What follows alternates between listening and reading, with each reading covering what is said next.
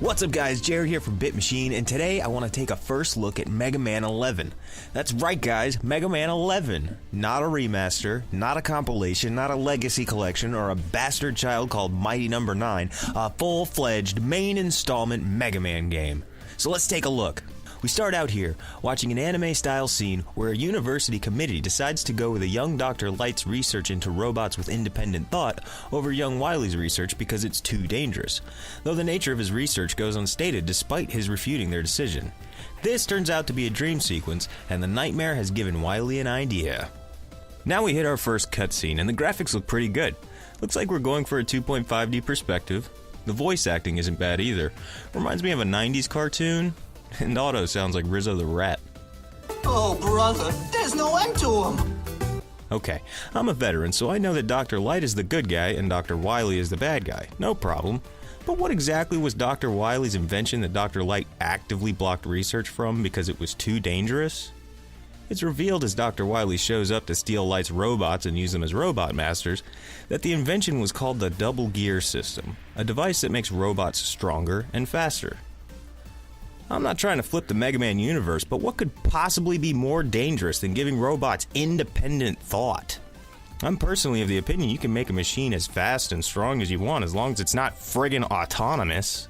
Anyway, Mega Man decides he's going after Dr. Wily, as you'd expect, and then Dr. Light reveals that he not only kept Dr. Wily's prototype after their dispute, but fixed it with the ability to implement it on his own machines? What the fuck, Dr. Light? There's so much ethical bullshit going on here, I don't even know where to start. Okay, so what is a double gear? R1 makes you go into a bullet time mode, and L1 makes your buster more powerful.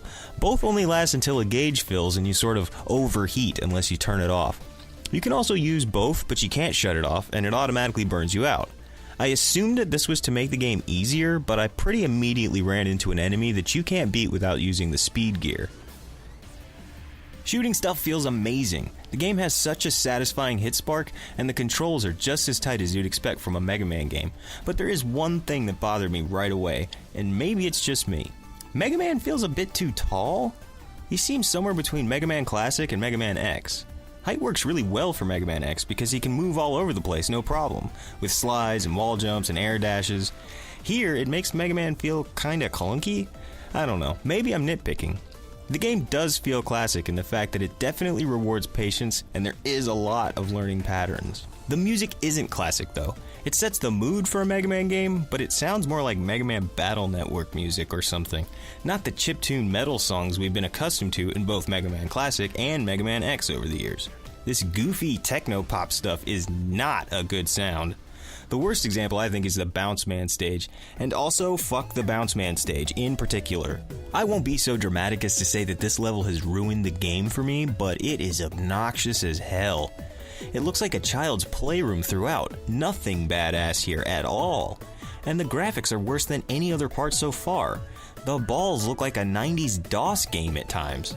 As previously mentioned, the music is trash, but the worst part by far is that you bounce everywhere and off of everything.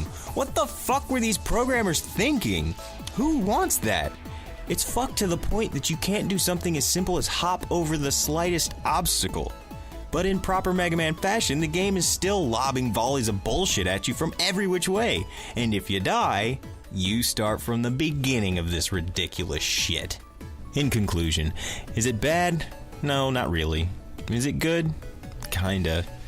I really need more time, but I'm getting a really nasty Mighty Number 9 stank off of this thing.